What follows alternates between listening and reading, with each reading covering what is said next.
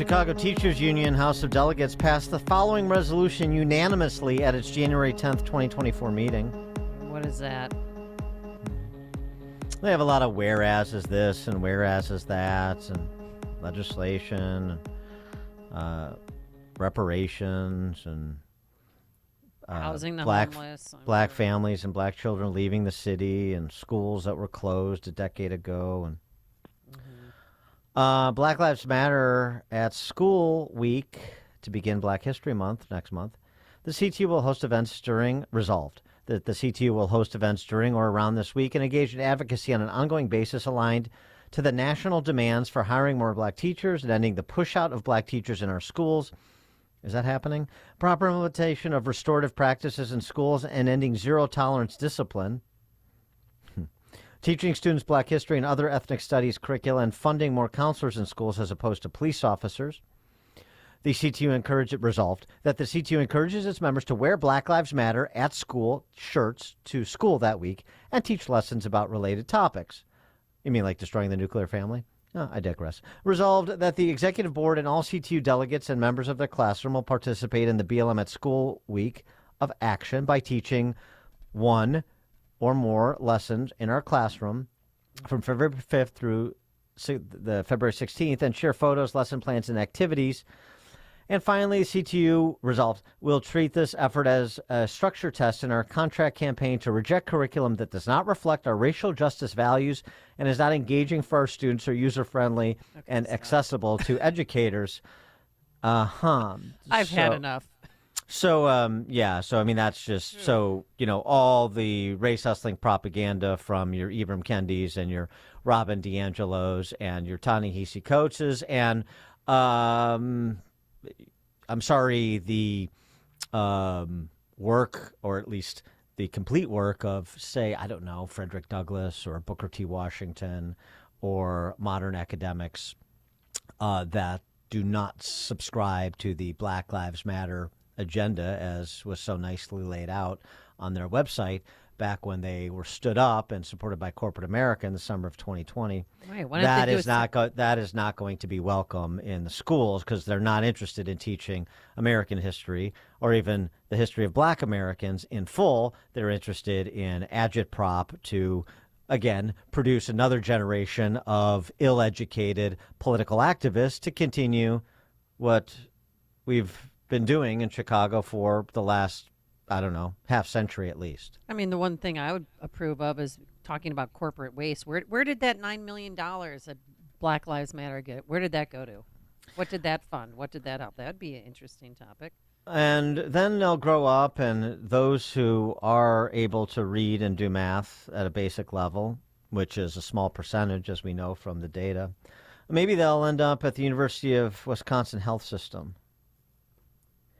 This is the DEI, from the DEI, of course mandatory, training that's done for the University of Wisconsin Health Systems.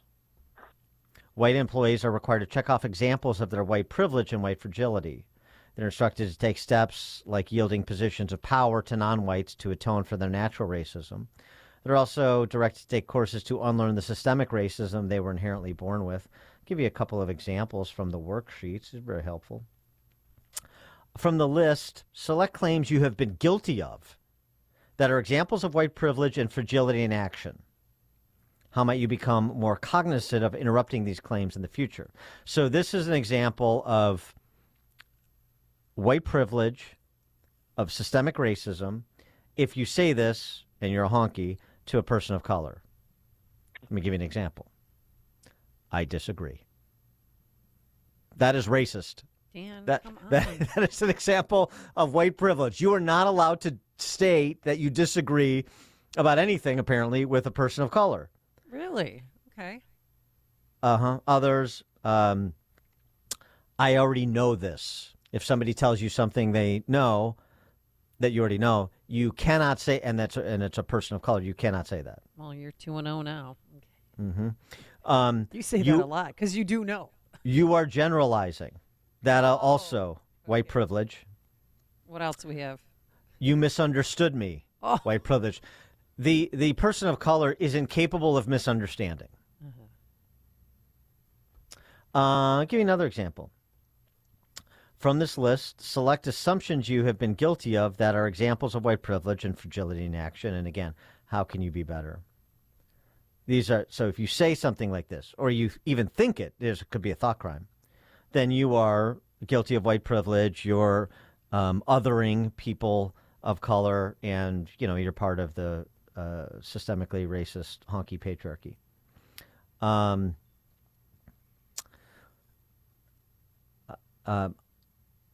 I am free of racism. Racism is simply personal prejudice. See, it's systemic. I will be the judge of whether racism has occurred. You are not allowed to make judgment calls in this area. From the list, select feelings you've been guilty of, that are examples of white privilege, fragility in action. If you've ever felt attacked or insulted or judged or accused or shamed or angry or singled out, you're guilty of exuding white privilege. Isn't DEI fun? And again, the recent developments in the Ivy League and the news stories about a reduction in DEI payrolls in corporate America, don't be too heartened by that, because this is still afoot throughout corporate America and all of the other civil and governmental institutions that are dominated by the identitarian left, which is virtually all of them. For more on all of this, on this Martin Luther King Day, we're pleased to be joined by Darvio Morrow. He's the CEO of the FCB radio network and co-host of the Outlaws radio show. Darvio, thanks for joining us. Appreciate it. Hey, thanks for having me. I appreciate it. All right. So,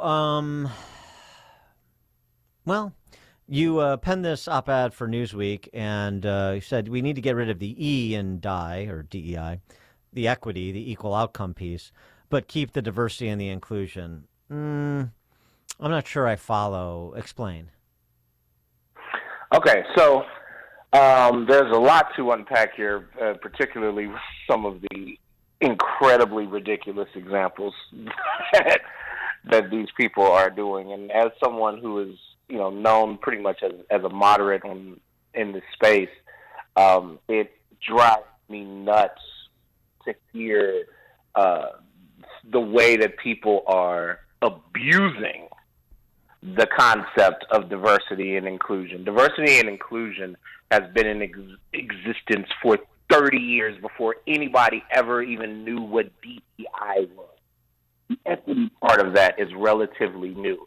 People understood that it helps your organization. It enhances your organization, your company, or what have you, to have diverse voices, to have diverse people at the table. That helps everybody. But what has happened is, with the E, as far as equity is concerned, we went from the goal of being equality of opportunity to equality of outcome. Equality of outcome is, first of all, impossible. You will never achieve equality of outcome.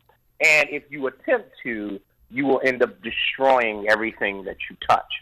So now what's happening is, instead of people understanding what we used to understand, that the goal should be to bring everybody to the table, for everybody to have a seat at the table, now equity, which is, in my view, very Marxist in nature, and that's really what this is about, is poisoning the entire thing. Now you have people, and you see this quite a bit on social media, you have people assuming that every black person who's achieved anything in their life is a DEI high.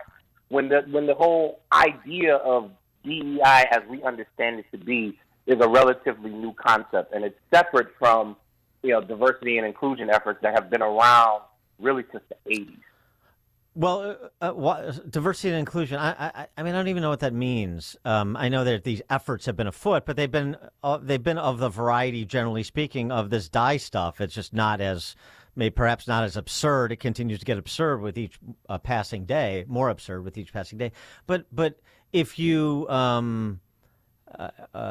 made decisions based on excellence, then diversity and inclusion takes care of itself because different people have different talents. And so, the idea, I just struggle with this idea that diversity needs a formal steward in order to occur, rather than that it occurs normally in nature if you just focus on behavior, work product, excellence, rather than race or gender, etc. Well, here's the issue. Because as we know, people say this hundreds of times, there's been parents who've told their kids this everywhere around this country. It's not what you know, it's who you know, right? So if your social circle is not naturally diverse, and we all know that people give jobs to people from their social circles, they recruit from their social circles, so on and so forth. If your circle is not naturally diverse, you will not get that type of diversity naturally. It just won't happen. And really what this is about, and I believe I mentioned this in my article, and if I didn't, I definitely said this on social media. The issue is the elites are, if you've ever known people who are in these positions, whether they run corporations, whether they run colleges or things like that, they are very insular people. I do not trust elites to diversify naturally because I know that most of them don't know any black people in real life. It's one of the reasons why they push some of the stupid things that they do, because they don't really know, they don't have any experience with us in real life, and they don't really know what we want and what we don't. So to me, it's very different. The stuff that you just talked about prior to me getting on is very different than, say, for example, what they did in Atlanta, Georgia with Mayor Maynard Jackson, which actually built the black middle class in Atlanta when they were getting ready to rebuild their airport. And it was a multi-million-dollar project. And Mayor Jackson said, 25% of this budget has to go to minority firms. And when they bristled at it, they said, okay, well, we just won't do the project thing. You can have the vast majority of it, or you can have 100% of nothing. And the fact that those organizations understood and agreed to that, it created the black middle class. To me, those efforts are totally different than making people sign a pledge to confront their inherent racism, which I don't believe to be true, by the way. I don't believe that all white people are inherently racist. And if you believe that, I think it's counterproductive, because if a person is racist and there's nothing they can do about it, what incentive do they have to care about this stuff? Right. So that's why I find myself being frustrated often. Well, yeah, that's where the shakedowns come in. You have to, pay for absolution, well, that's the approach, isn't it? Yeah, it is, and it's unfortunate because a lot of these people are not serious on these issues. Perfect example, I tweeted this once because it just so crystallized the mentality of a lot of these activists. And I'll use Atlanta again as an example. Down in Atlanta, they were building this whole cop city thing where they wanted to build this new training facility for the Atlanta Police Department, and people were, protesting and trying to burn it down and all that kind of stuff. There was a activist who complained that there weren't enough black people in Atlanta who were willing to, who were ready for the revolution because they make too much money. So that tells you the mentality of some of the people that we're talking about. They don't really care about black people performing better in this capitalistic system. Their goal is to burn the whole thing down. Their goal is not to improve our conditions. And that's what is, I think, damaging and poisoning this conversation. And they did damage a lot of equipment down there. So let me ask you this. On this MLK Jr. Day, do you think Dr. King would recognize today's America? Oh, boy, I don't know. In some ways, I think we have made considerable progress in the country, and there's no denying that. We still have a ways to go, but there's no denying that we've made considerable progress in the country, and I think it's unfortunate, and it's actually an insult to people like Dr. King who made the sacrifices that they made when people don't want to acknowledge that. You know what I mean? I'm not saying that we don't still have problems. I'm not saying that racism doesn't still exist. I personally have experienced racism before. But we have come a long way. But the unfortunate thing with a lot of the conversations that are taking place now is that we see almost going backwards.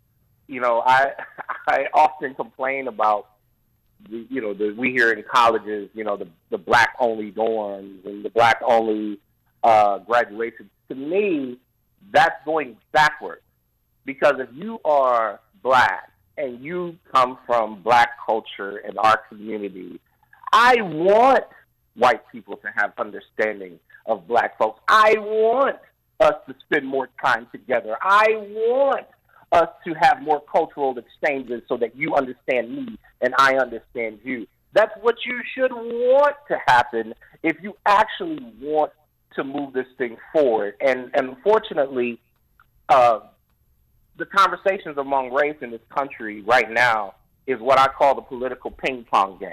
So what happens is one side overreacts, and then the other side overreacts to the overreaction, and chaos erupts. And I believe that there are people, there are actors on both sides of this issue who don't want this to get better. They don't want this country's racial issues to heal. They want this to continue to be an open wound so that they can benefit from it politically, financially, or otherwise. He is Darvio Morrow, CEO of the FCB Radio Network, co-host of the Outlaws Radio Show as well. Darvio, thanks as always. Appreciate your time. I appreciate you both. Thank you. Thank you. And he joined us on our turnkey.pro answer line. This is Chicago's Morning Answer. Your show keeps me alive during the week. There's nobody I'd rather listen to between 5 and 9 in the morning than you guys. On AM 560, The Answer. We live in a high-tech world, yet nature is so complex that it's impossible for humans to even come close to duplicating it with all the technology in the world. Witness the spectacular things we see in nature and how they should inform one's faith in the latest book by Jeff Timm.